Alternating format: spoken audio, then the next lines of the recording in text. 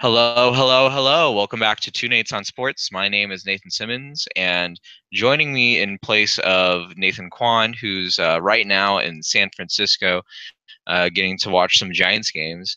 And replacing him for today will be Evan Tenenbaum, our resident MLB expert. Let's start off with some Rangers talk. Evan, I from what I've heard, the Rangers have actually this week. Redo that one. All right. No, Hello, just hello, hello. wait. Just start from, I guess the beginning of the intro of the Rangers. Okay. Let's dive right into the Rangers. Evan, take it away.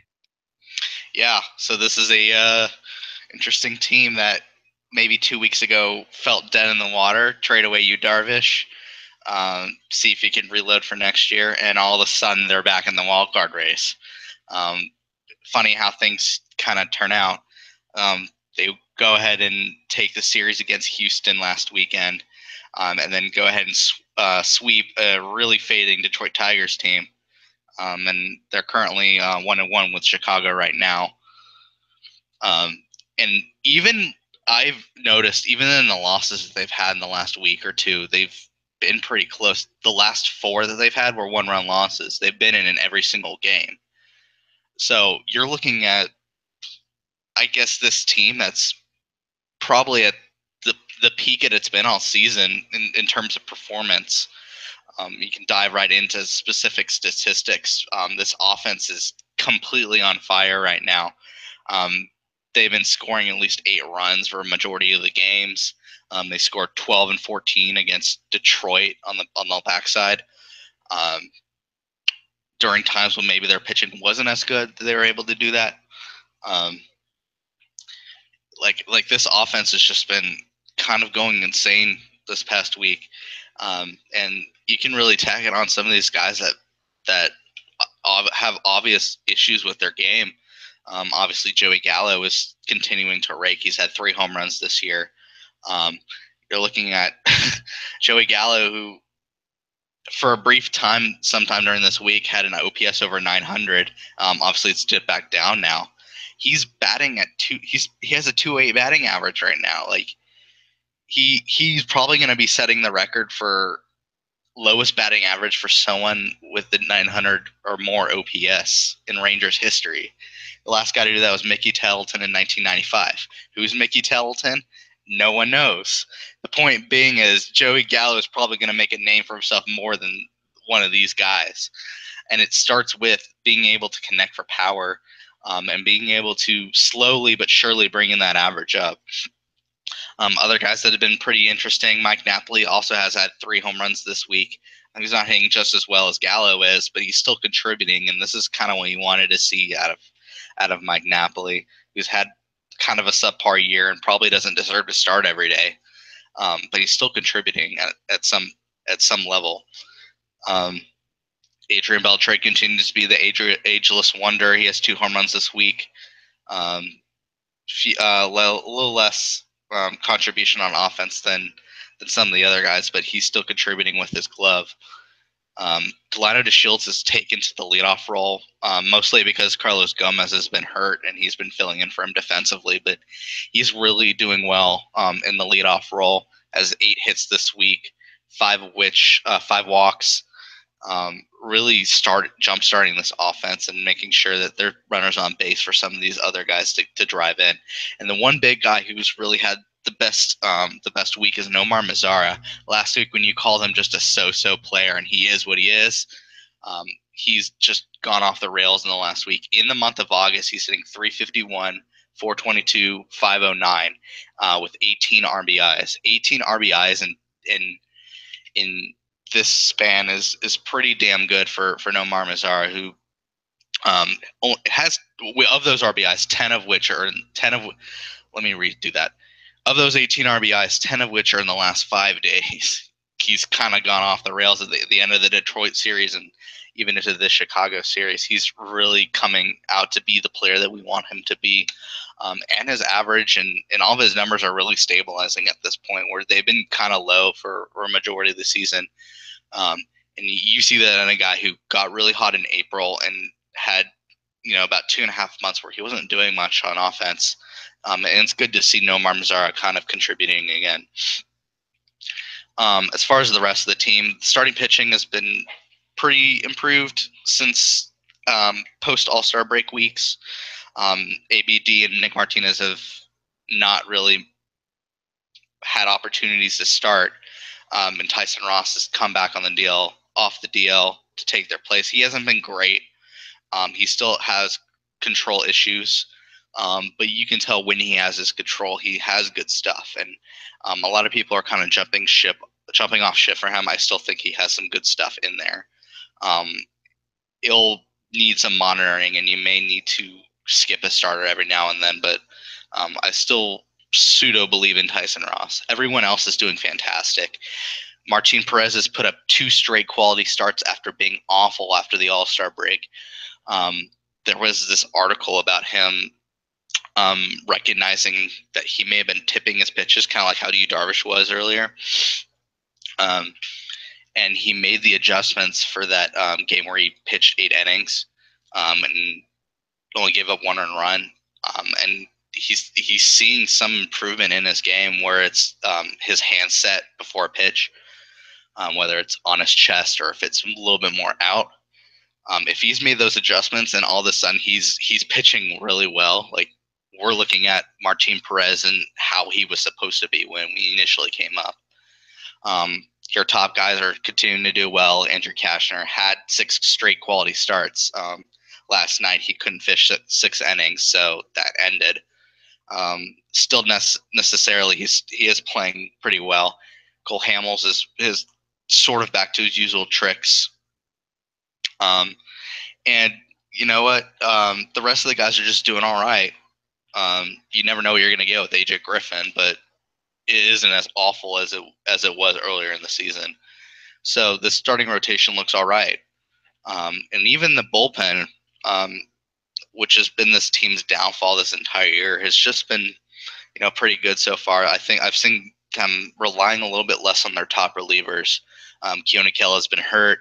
Jose Leclerc has had obviously some walk issues this year, so they're not using him as in high leverage situations anymore. Alex Claudio, I think they're recognizing they may have been using him too much, and they're trying to wean off him, which is fine. They got some back end guys that are pretty interesting. Ricky Rodriguez just came up. He's a young guy, and I don't really know if he would be considered a prospect, but he's done an all right job so far. Tony Barnett's vastly improved. Jason Grilli's doing an okay job.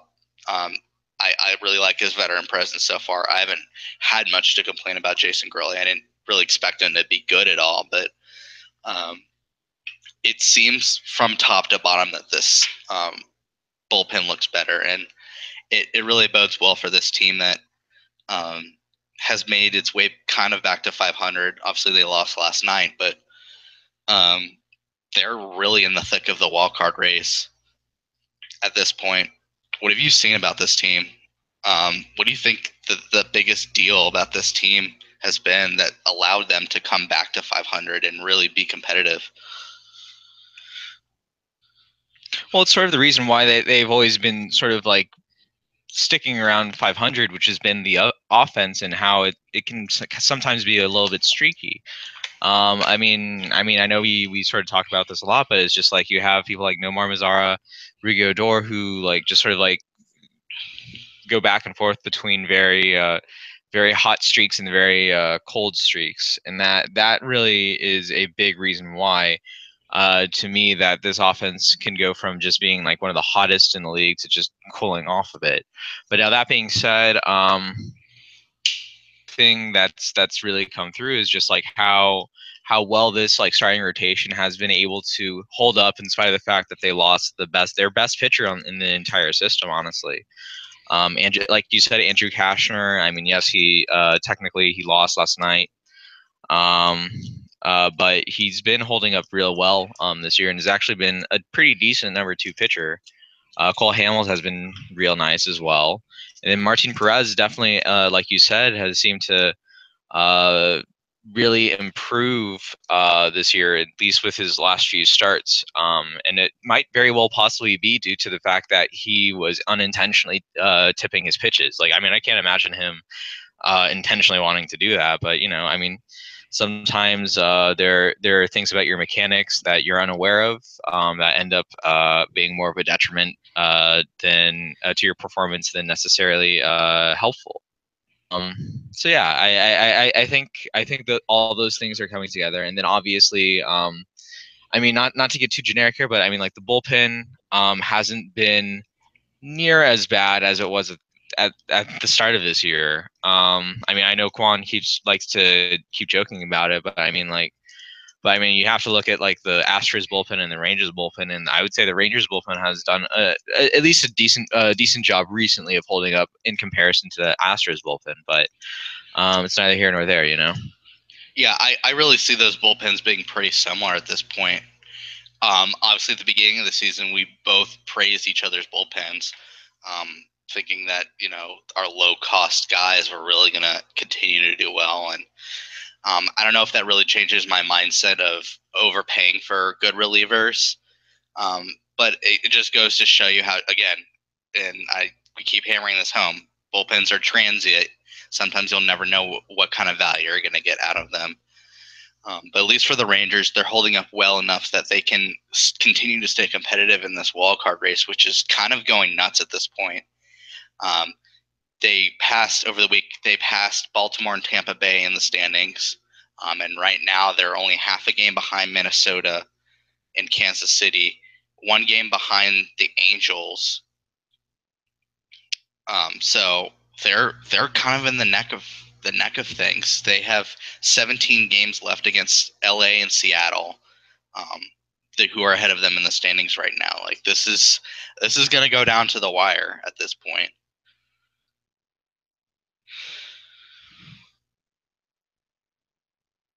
This is where you comment.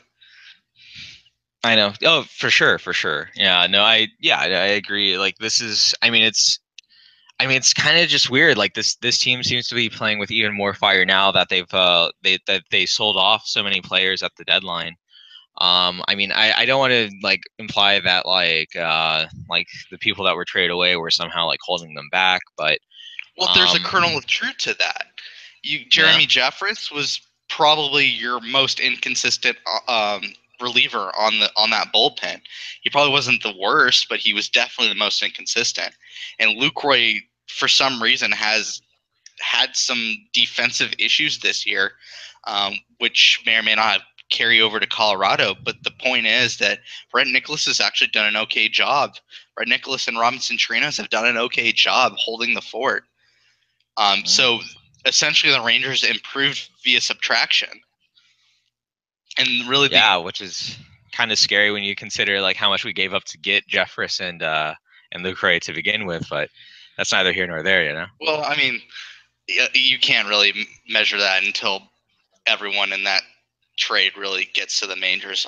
Lewis Brinson's actually hurt, and he's going to be out for the rest of the season. So at least we don't have to worry about that. I mean, hope he gets better, but still. Yeah. Anyway, so this team looks a lot better, and I expect them to be competitive for the rest of the season. For coming up, they finish up this Chicago White Sox series that they probably should, at minimum, split. They probably should win the series. And then they go on this long road trip against the Angels in Oakland, and then eventually Houston. Yeah, it's an interesting time. Interesting time to be a Rangers fan. But let's move on to the Houston Astros.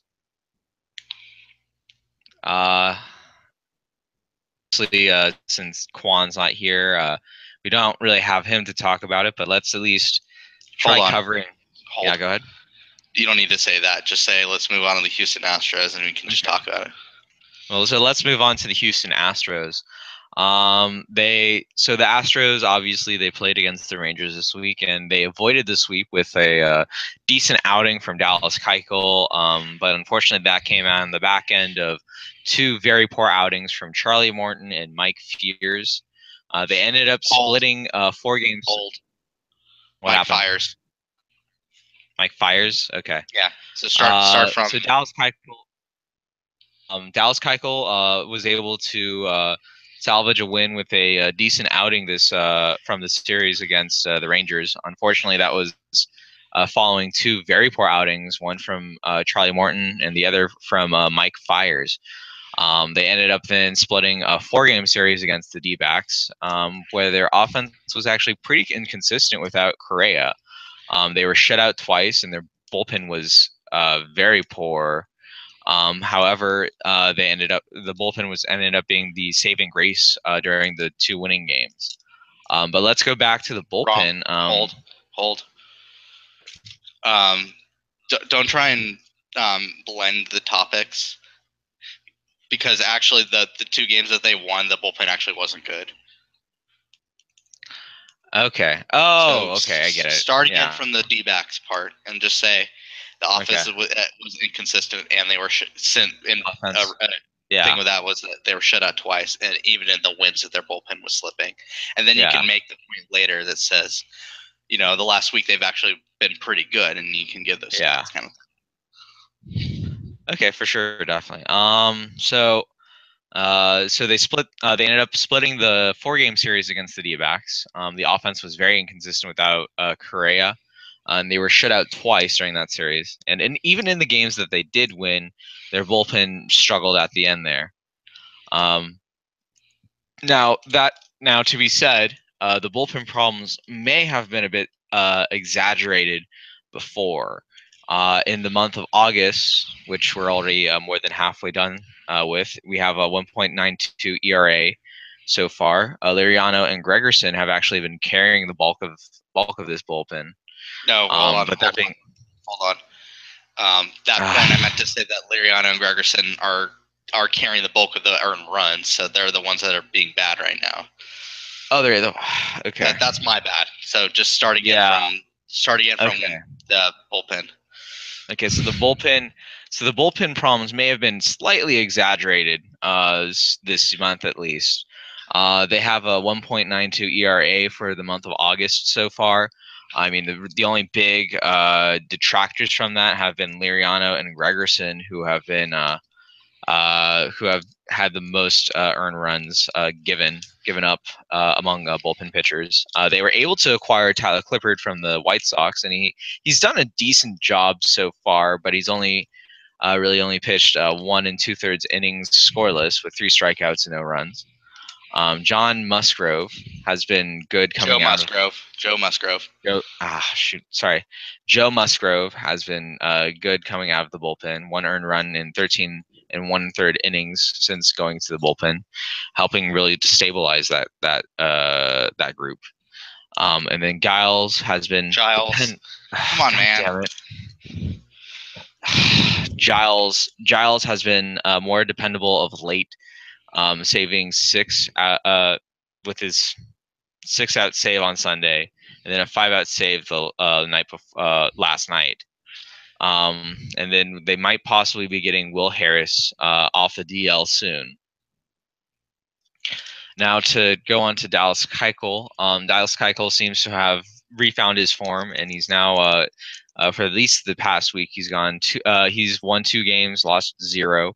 He's only given up 1 earned run in 13 and 2/3 innings this week, and Altuve has been very much, arguably the MVP of the league. I mean, it's going to come down, I think, between him and Aaron Judge.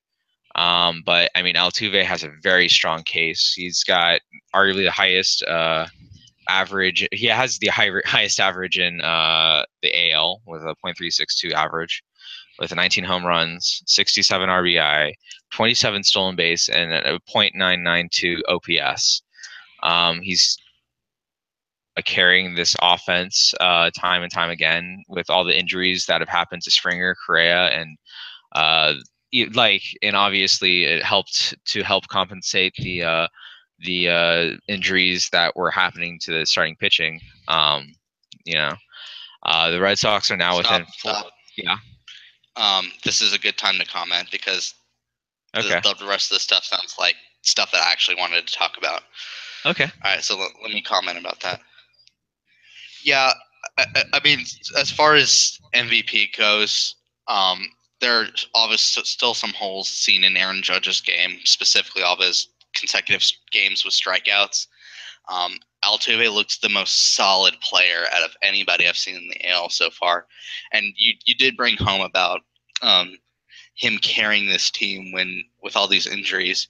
Obviously, the team as a whole kind of had issues ever since Correa went on the DL, but Altuve himself has continued to rake. And I think he has really good credentials, both offensively and defensively, to be the MVP this year. But that suffice to say that this team has looked pretty average this last week. And you brought home what we were saying before, that even though the bullpen's been pretty good this month, you're looking at specific guys that you need to rely on at some point. Francisco Liriano, you got at the trade deadline, and he's been okay, not that good in this past week. Gregerson, I don't even know if you can trust him anymore.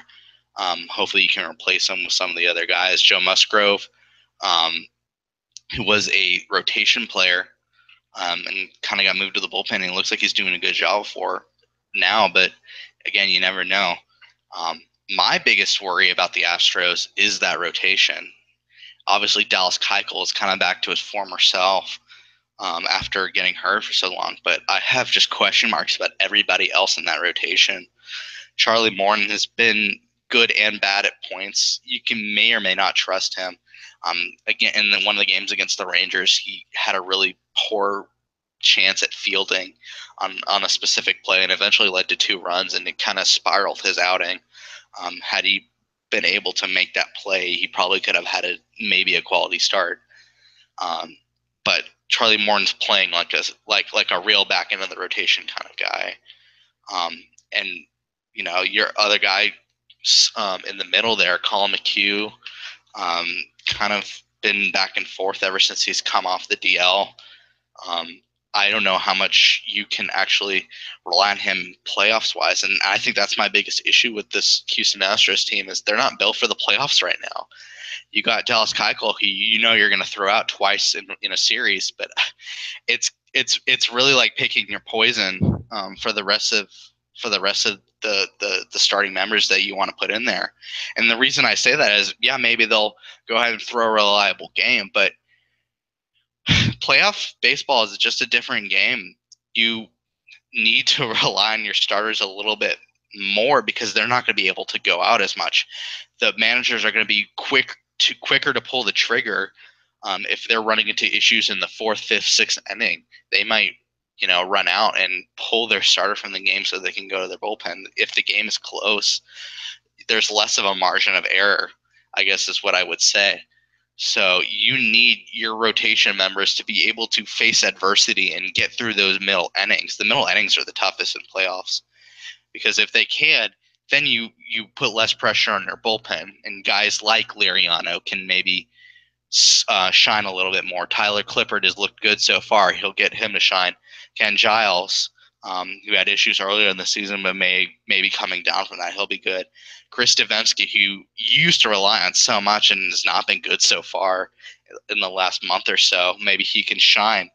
And maybe he'll be the guy, is if these starting guys run into issues, you can go to a long man. But again, you don't want to wear him down either. So that's what my biggest issue is with this team is, after Keuchel, like, who do you got that you can confidently put in a playoff series? And so it comes down to that. I want your commentary, and then I wanted to talk real quick about Verlander.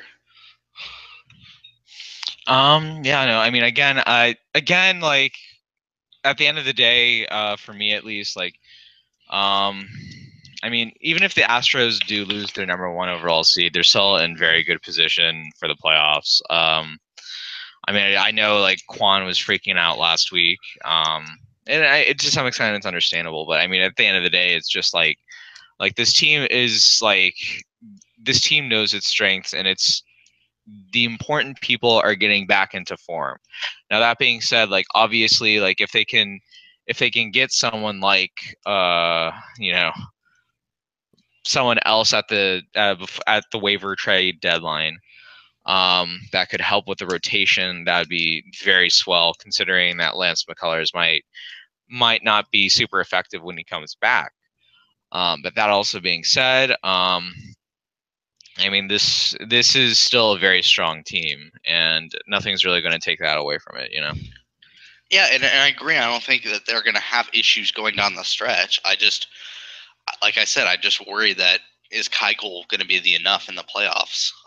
And that's not to say that, Brad Peacock or Charlie Morton or any of the other rotation members aren't good. It's just sometimes that's not enough playoff good. Like you saw last year with our previous years, you get behind Cole Hamels and Yu Darvish, like everyone else on that Rangers rotation was not good in the playoffs.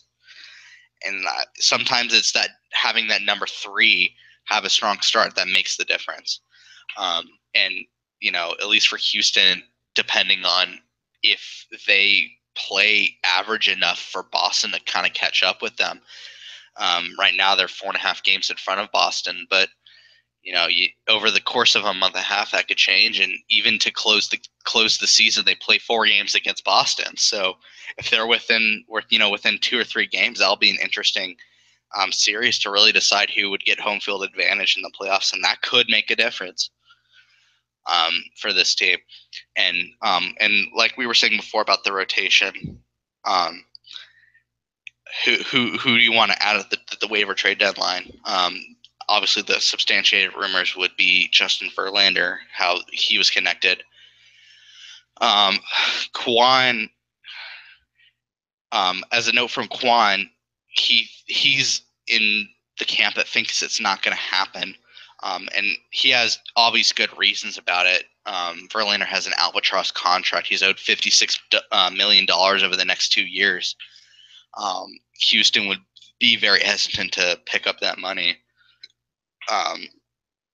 Jeff Luhnow is not going to be that kind of guy who wants to take that. So I just don't know. Verlander he's having a solid year, and I think he would be one of those guys that you can put out in Game 3 and feel confident about. There's a large portion of the Houston fan base that thinks so too. Sometimes I'm in the opinion that sometimes you kind of have to bite the bullet. Not every prospect's going to pan out.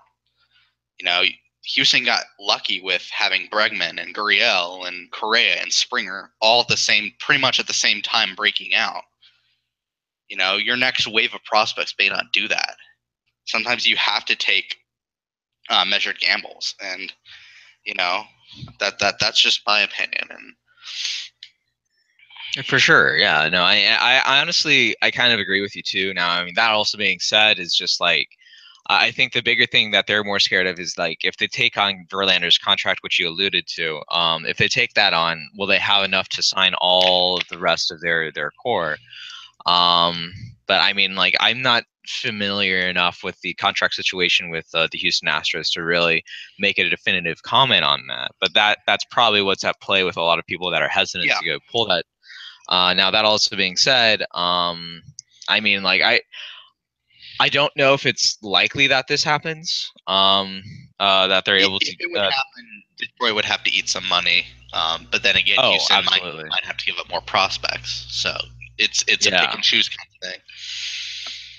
Oh, for sure, yeah. I mean, just like with Prince Fielder, the Prince Fielder trade, we were able to get Detroit to eat more money. But that also being said, I mean, part of that was because we were giving up Ian Kinsler. But I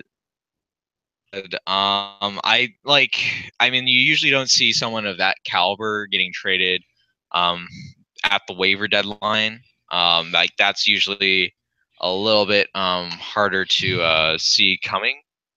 But I mean, if it does, then that's like probably the biggest name I've ever seen traded before the waiver trade deadline and after the what most people would consider the trade deadline in MLB.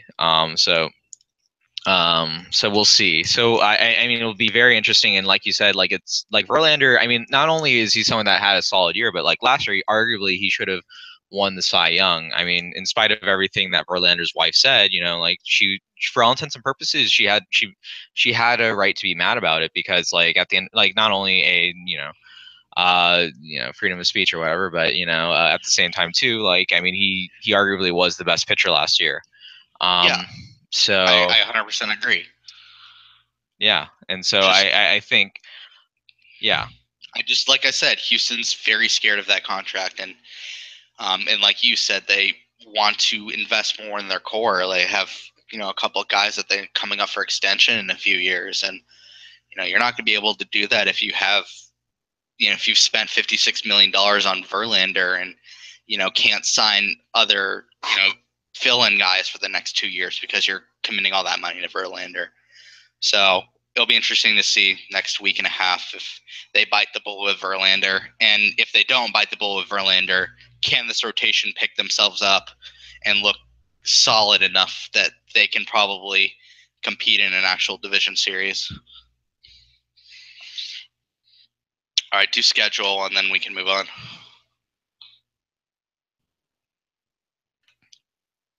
All right. So it's gonna be interesting to see how. Hold on. You're breaking up. Yeah. All right. Okay. Do it. Try again.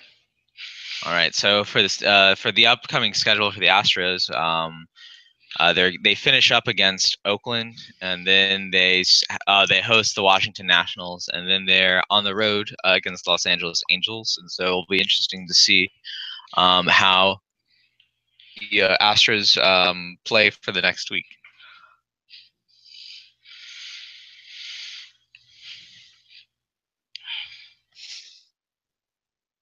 All right, cool. So let's move on to the Cowboys, or specifically NFL. Okay, let's move on to the NFL, and let's start off with the Cowboys.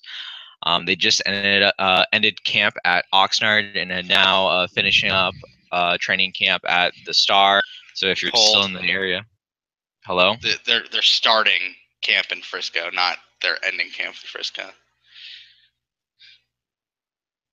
You just said they're ending camp in Oxnard and then they're just finishing up in Frisco. So you said the same thing. No, I said that I moved. All right, just redo it. Okay. Just redo it. So let's move on to the NFL, and we'll start off with the Cowboys. They just finished training camp in Oxnard and have moved over to the Star in Frisco for the rest of camp.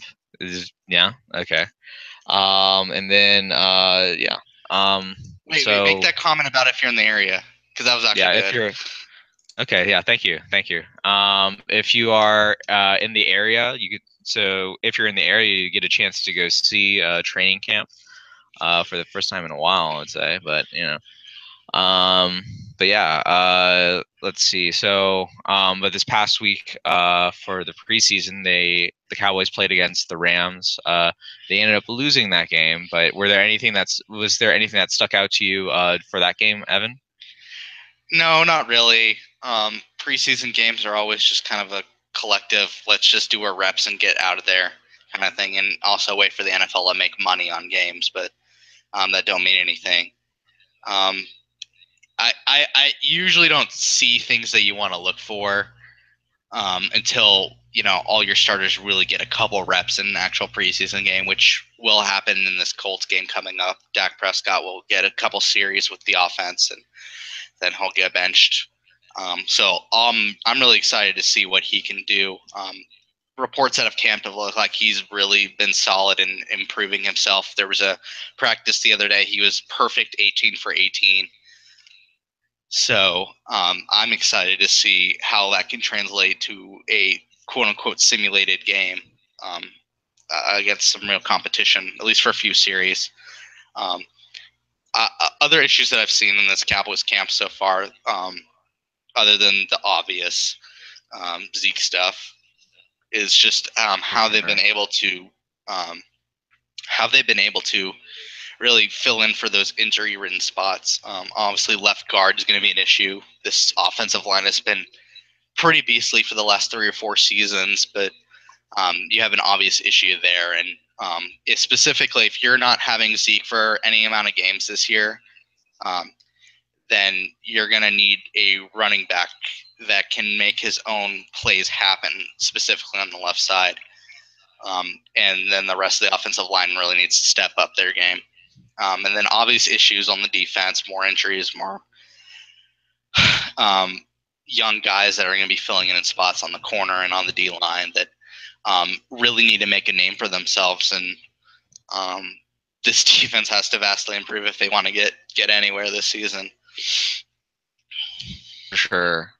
And I mean, I will say this: like Taco Charlton did stand out a bit from this past preseason game against the Rams. He actually almost had a safety at one point, or he almost got a sack in the end zone and almost got the safety that way. But at the end of the day, as you said, like they're depending on a lot of factors that could really blow up in their face, and so it's really going to be interesting to see how this team operates, especially without Zeke for the first half of the year. Now, granted, he is trying to appeal his cause, and there've been a lot of rumors and a lot of stories going on about the veracity of the claims and against him. So we'll see how that goes. Yeah, and I don't know if that's necessarily something we need to comment on. I For sure. I do think the NFL kind of jumped the gun on handing down the suspension. Specifically, if you didn't have any charges laid against him, then why do they need to step up and take advantage, and go ahead and hit the hammer down? But we don't need to delve right into that. I think the more important thing there is if Zeke's going to miss a definite amount of time, how are the other running backs gonna handle that? And obviously, Alfred Morris's job may have just been saved because of Zeke's suspension. So it'll be crucial for Alfred Morris to prove himself, make sure he would stay on the roster even when Zeke comes back. He's the biggest insurance policy that the Cowboys have this year. For sure, definitely. Yeah, no, I mean, it's a good thing that they invested on two running backs with a lot of experience. But yeah, I mean, is there anything else you would like to add about the Cowboys, or should we just like move on to the Texans? No, we can move on. It's fine. Okay. So let's touch on the Texans then. Right now, the QB battle between Savage and Watson is heating up. To me, it looks like Watson might be the starter right out the gate. But I mean, do you have anything to add on this? Y'all hammered it a little. Y'all hammered it pretty close last week when you were talking at the first preseason game. How Deshaun Watson is playing really solid right now, but he is the one that is pacing Tom Savage right now. Tom Savage has definitely stepped up his game. You see both of them having a really solid camp this year. And the way Quan explained it, that Tom Savage hasn't done anything negative to affect his job right now. I do think Tom Savage is going to end up being the starting quarterback week one. Whether that holds is left to be desired. You'll have to see. They kind of have an easier, division this year. So, maybe they'll give Tom Savage a little bit bigger margin of error. At least until maybe week 4, week 5, week 6, if he's playing bad enough, and maybe then they switch to Watson. I don't think Watson can be good enough where, unless there was an injury to Savage, that he'd be starting over him. And I see a lot of Dak Prescott in Deshaun Watson. His poise, his grace, his able to, in an emergency come in and play okay. But I just don't see the negative out of Tom Savage yet. That would force me to play my hand and start Watson first.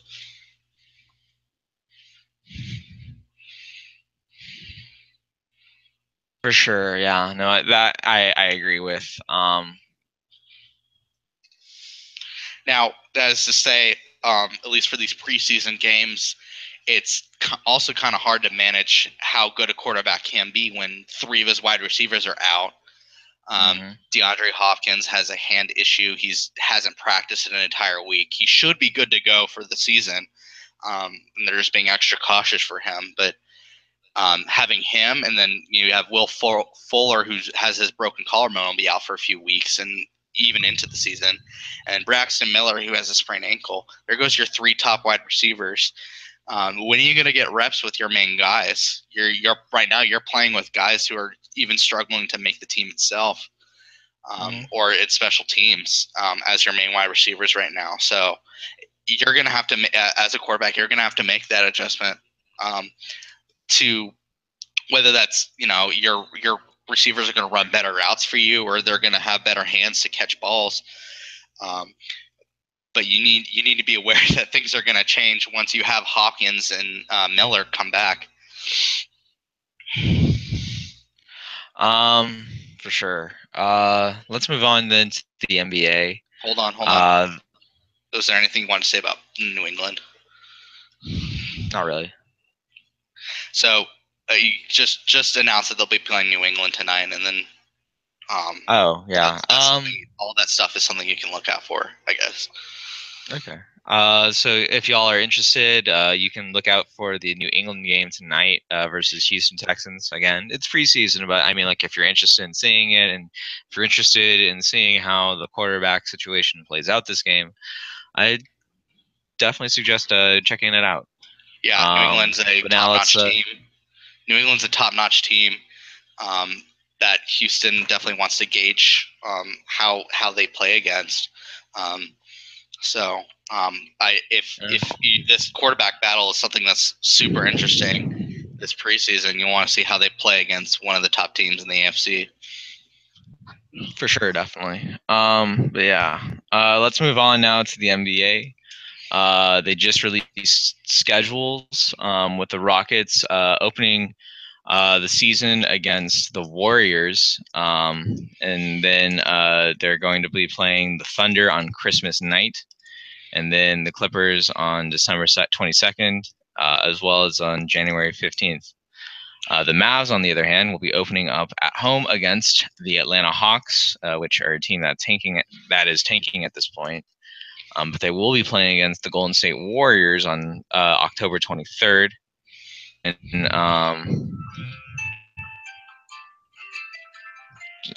what the? Just turn it off and then restart from the Mavs. Yeah. Mm-hmm.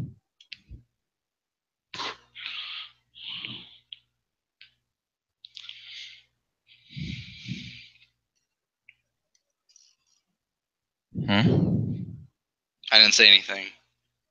That's okay. Yeah.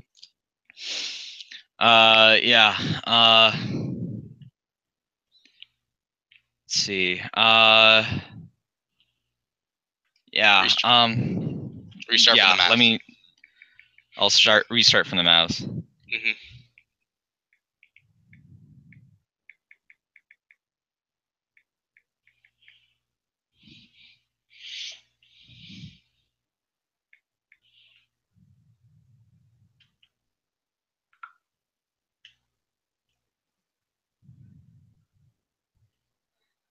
Dead air, motherfucker. I'm sorry. Yeah. Okay. So, the Mavs, on the other hand, will be opening at home versus the Atlanta Hawks on October 18th. But then they'll be hosting the Golden State Warriors on October 23rd. And then they'll be at Houston on the 21st. So that'll be an interesting game. And then all 4 games against the Spurs will be before the end of December, which is a huge change of pace, but we'll see. Now, in interesting moves, hold on. the Mavs. Hold on. What happened? No, that's fine. I just wanted to comment real quick about the schedules. Okay, go for it. Go for it. Yeah. I don't know. Schedules are kind of weird. It allows casual viewers to see what are the big profile games coming up. Obviously, Rockets and Warriors is the marquee matchup on opening night. Is going to be really interesting. The 2 top teams in the West. Obviously, any time that the Rockets are going to be playing the Mavs, or the Spurs are going to be playing the Mavs, or the Rockets are going to be playing the Spurs, any of those combinations are going to be interesting. I'm also interested in seeing with Chris Paul now on the Rockets, the kind of welcome that he'll get on January 15th when they play in LA. So that'll be kind of fun. And at least with the Mavs, they're front ending all their Spurs games, and on the opposite side, they're back ending on their Rockets games. Whereas last year they played the Rockets pretty frequently at the beginning of the year. So it'll be neat to see how this Mavs team, depending on how they really form, can handle kind of a weird schedule. For sure, definitely. And now in interesting Mavs news, they ended up signing center Jeff Whitty. I guess it's just Jeff Whitey. I don't know. Whitey, I don't know. Whatever. I don't know if I'm allowed to say that, but What, Whitey? Yeah. What? Just say it. Okay. Mavs signed center. In interesting Mavs news, the Mavs ended up signing center Jeff Whitey to a 1-year deal. Now, obviously, this isn't the biggest news in the world, but it might be an interesting insurance policy regarding the whole Nerlens Noel situation. Now, that being said, I mean, for all intents and purposes, the Mavs have shown every indication that they will be re-signing Noel no matter what. But that being said, like this situation has been taking a very long time, and it's we're still waiting on any sort of progress to be heard. And last we checked, like there really hasn't been much movement since pretty much the start of free agency. Yeah, and I don't understand that. And I just don't understand that. If the Mavs have made indication that they'll match any offer that any other team will give him, why don't they just go ahead and sign him? If it feels like no other team is budging, then okay, go ahead and collect your losses and go ahead and sign him. You're starting center this year. You would rather have Nerlens Noel, so just go ahead and get it done. Yeah, no, absolutely. Well, I mean, again, it just kind of goes back to like, the Mavs still want to save some money when it comes to cap going in the future, and then Noel, I'm pretty sure, wants to at least make sure he gets as much money as possible going forward. And it's just like I think that it's just like right now they're in sort of a game of chicken. And I mean, well, obviously we'll see. I mean, I'm sure something will get done before training camp. And I'm sure they're like Noel's camp is willing to wait until then. But at a certain point, you just have to kind of bite the bullet and say, like, how much is it worth just to make sure that like Noel is accounted for and is signed on long term and is happy with staying with the Mavs. And I mean, obviously, like, what's probably going to come down to is just like how much are the Mavs willing to pay in order to just get a deal done that's long term. That's going to be the big interesting thing going forward, and we'll see. It's also going to probably come down to like at what point does Nerlens Noel just want to just like take the money and just make sure that he himself is accounted for. So that's going to be interesting. And I guess with I mean, in terms of NBA rumors and the NBA rumor mill, which has been so busy this year and has been so crazy this year, it's sounding more and more likely that LeBron ends up leaving the Cavs. Now, I keep forgetting the name of this person who really gave this indication this week, but this person was also the same one that said that LeBron planned on returning to the Cavaliers like a year before he ended up doing that. And so more than likely, like this is for all intents and purposes, it looks like LeBron, if he doesn't leave before the start of this year or during this year, will be gone by after the end of next year's season. And so it's going to be so a lot of this is being sort of pinned on sort of his relationship with Dan Gilbert, and a lot of it has to probably do with just like how LeBron has just become so sick of Dan Gilbert and how Dan Gilbert like tries to meddle in the team's affairs. And I think part of it also might just be that Dan Gilbert may have very different political views from LeBron, and as LeBron has been like really becoming more vocal in that arena, I think he's becoming less and less enthralled with having to basically play for someone that he might genuinely disagree with.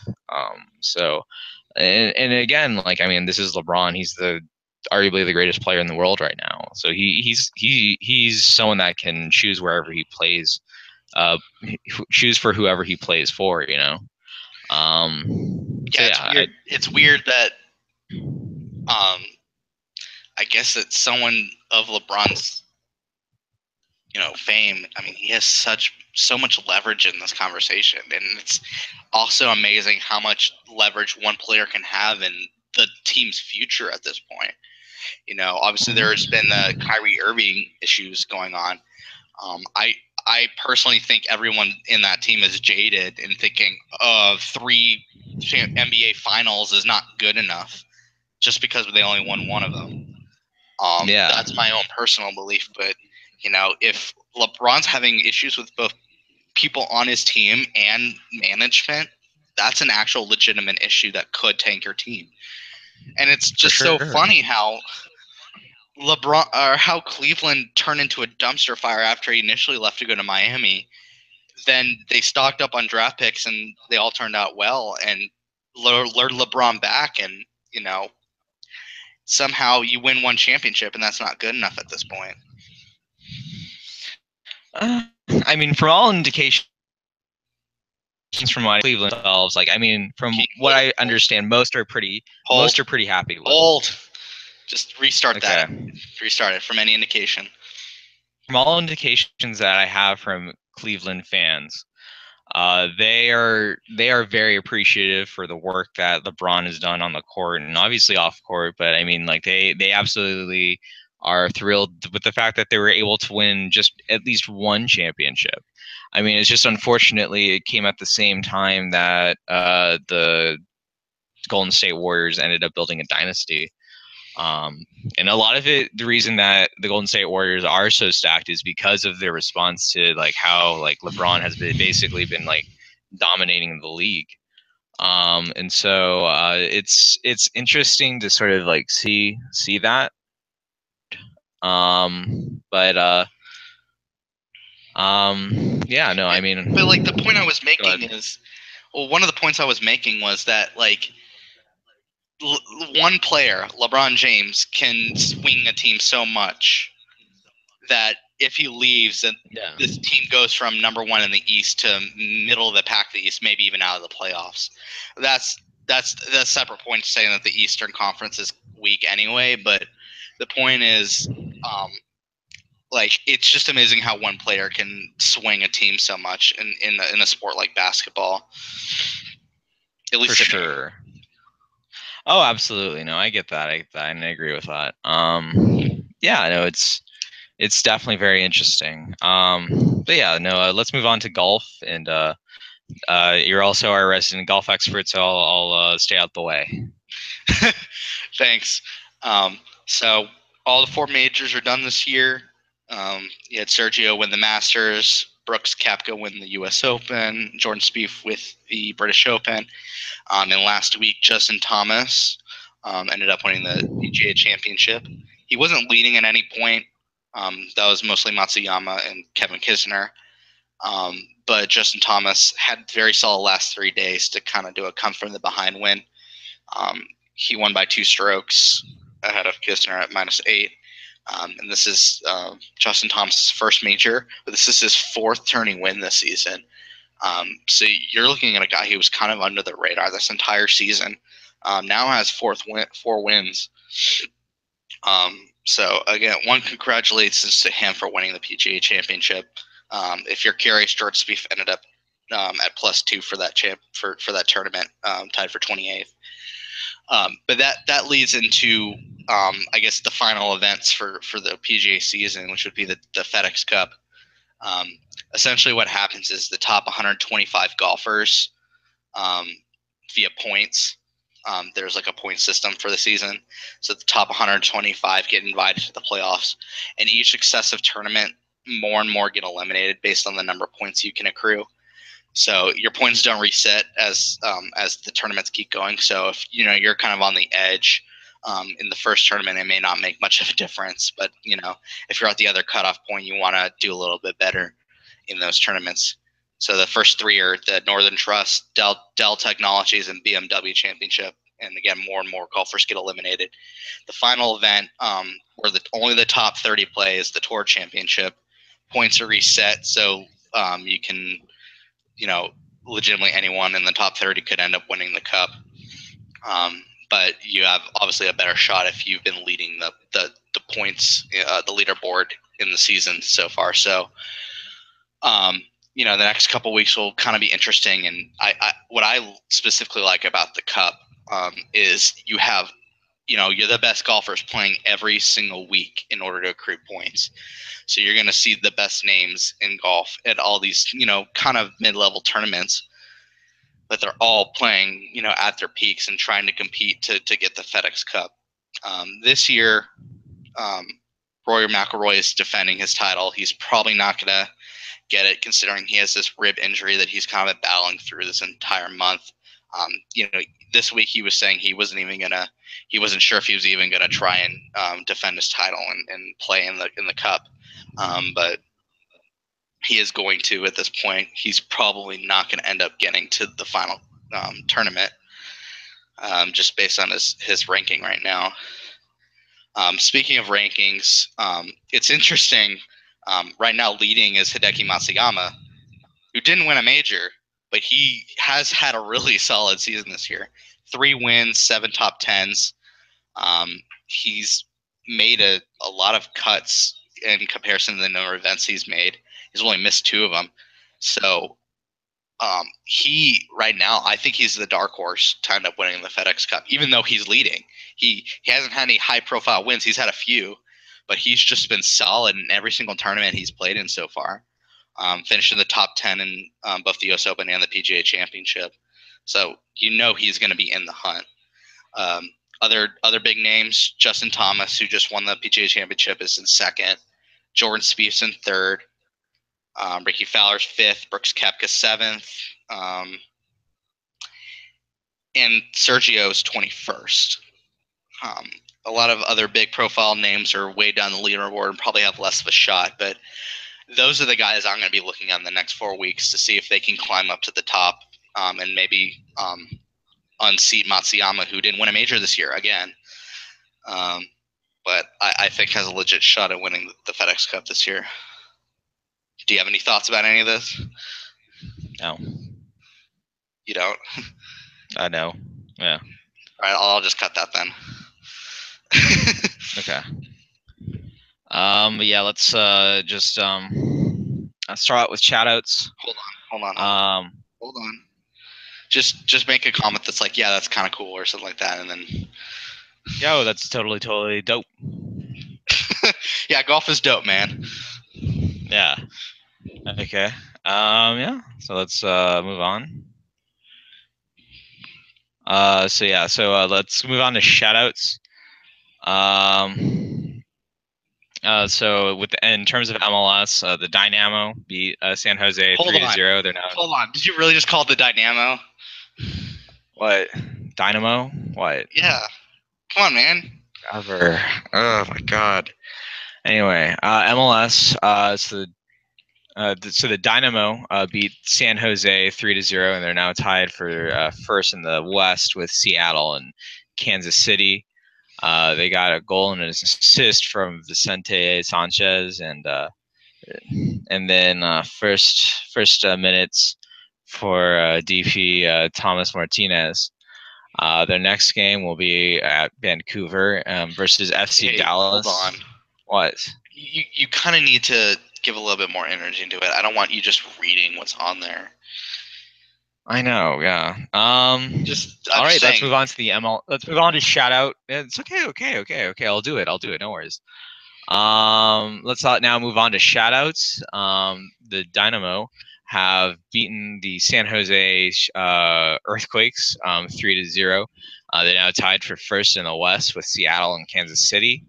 They got a goal and an assist from Vicente Sanchez, and first minutes from DP Tomas Martinez. Next is they'll be playing at Vancouver. Dallas, on the other hand, unfortunately, they seem to be continuing to struggle. They got a scoreless draw at home against the worst team in the league in Colorado. Now, granted, they ended up getting a goal rescinded, despite the fact that it probably should have been kept, but we'll see. They're right now fourth in the West, but right now the top of the West Western standings are so close that I mean it's not out of the question for them to get back into the thick of it. It's just right now they really have to refocus. Their next game is going to be at Kansas City, though, which I mean, as I said before, they're tied for first in the West, and so it's not going to be any easy picnic. And like honestly, they really need to get back on track against a team like Colorado, but they unfortunately were unable to do that. Now with to Peyton Manning. Yeah, I was gonna say, did you want to do the first two and then I'll do the last four, or I guess we can switch off. I guess. Off. Okay. For me, shout out to Peyton Manning, who visited UT's campus. And then he visited UT's campus. You see what I did there? Tennessee, Texas. Yeah, good. Anyway, he visited the Texas campus earlier this week. Wanted to visit the players and Tom Herman, and two, he's discussing the Riddle Insight helmet monitoring system, really a concussion monitoring protocol that they're trying to implement. And obviously Texas has the big bucks to go ahead and do a trial run of that with its players. And specifically ironic considering there's been a lot of, in camp so far, there's been a lot of players undergoing some concussion protocols, Chris Warren being the most high profile. So, you know, with camp winding down the next couple weeks, and I guess they play Maryland in 2 weeks, it'll be interesting to see how these kinds of protocols will affect how they'll play on the field. So shout out to Peyton Manning for that. For sure, definitely. Shout out to Texas basketball for playing exhibition games against Australian Basketball League teams this week. Mo Bamba is showing his versatility with his long-range jumpers, his three-pointers, as well as just his absurd wingspan and being able to guard down in the post against pretty much anyone. And he's already building his draft stock. Also hearing the highlights on Australian accents is hilarious. Yeah, there's a tweet sent out that's kind of Mo Bamba highlights, and just hearing an Australian guy go Mo Bamba with a wingspan of 8'4", like I can't do accents, but you know, yeah, it's just really funny hearing how well these guys are competing up with Australian basketball, which, you know, isn't, you know, major level. It's probably at a collegiate level. So it's cool seeing Mo Bamba already taking advantage and again building draft stock. We're talking about a guy who hasn't even played with the team yet. Yeah, for sure. Shout out to the Florida Marlins, who are no longer under the thumb of Jeffrey Loria, as Derek Jeter and Bruce Sherman, amongst other people, have finally bought them. Derek Jeter is trying to remove that center field sculpture in Marlins Park. We don't know if that'll happen yet, but that's obviously a step in the right direction, trying to kind of reroute and make sure that Marlins are a little bit more about baseball and less about the fun experience. So shout out to Derek Jeter for freeing all the Marlins fans. For sure, yeah. I mean, yeah, ding dong, the Wicked Witch is dead, you know, so. Shout out to Ian Kinsler for calling out Angel Hernandez for after being thrown out of the game on Monday. Just yeah, Angel Hernandez is just not he's not really up there with like any of the more with the better umps out there. Yeah, and we run into that issue where if you know the ump's name, then he's probably not doing his job right. Yeah. Specifically, Ian was having issues with him all that game, and he probably made some sarcastic remark to him, and you know, it was obvious that ball was a ball, but Ian probably made this comment about, "Are you sure that's a strike, not a strike?" Like kind of sarcastically, and Angel kind of blew his gasket. We've talked about before about how umpires are people too, but again, this is an umpire. You're supposed to be doing your job and probably be a little bit more consistent, and don't let sarcastic remarks from one batter kind of throw you off. and again, it brings to the issue of why umpire unions are so strong that they continue to allow inconsistent play from these guys, and they allowed to keep their jobs. I mean, not like baseball players can play crappy for a while and get to keep their jobs. So just kind of goes to show you that. For sure. I want to personally shout out the 10-year anniversary of one of the best games in Major League history. That when the Texas Rangers beat the Baltimore Orioles 30-3. That's coming up on Tuesday. The anniversary of that modern day MLB record for runs scored in a game. That was in a season that the Rangers were just completely lost in. Ended up trading to Sheriff for a bunch of these new guys that ended up leading this team to the World Series. But the other big highlight in that season was this 30-3 game. So shout out to that. For sure. And I guess on a sadder note, and I to make it quick though, I will say rest in power to Heather Heyer. Hold on. I'm gonna stop. Hello. Stop. I'm gonna cut that. I don't want politics on this. I'm sorry, man. Yeah. Okay. Sure. I just don't. I don't want to have to deal with that. Like, okay, if it's not sports related, no, that's then fine. That's fine.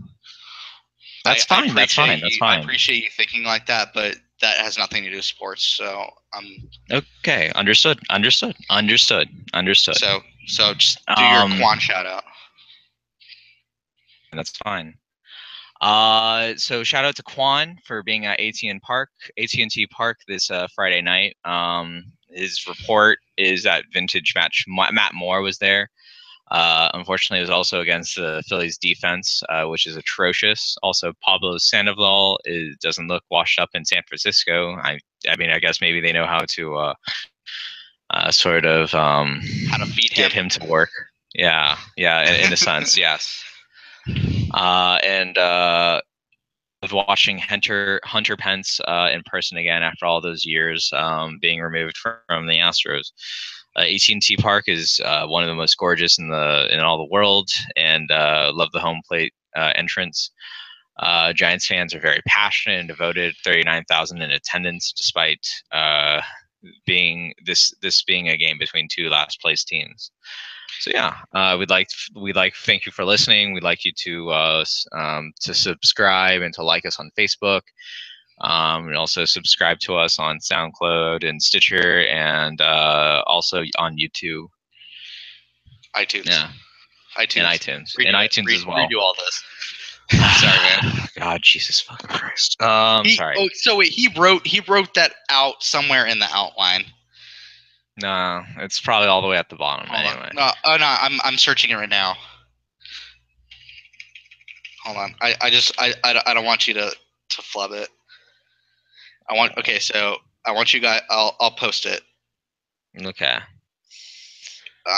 Here you go. There. You see it?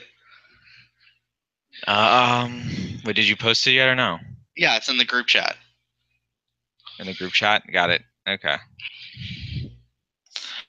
All right. Well, thank you guys for listening this week. I want you guys to visit our website, tunatesonsports.com. Also like us on Facebook at Tunates on Sports. Subscribe to our YouTube channel, as well as iTunes, Stitcher, and Google Play Music, where you'll get a notification as soon as we release our new episodes.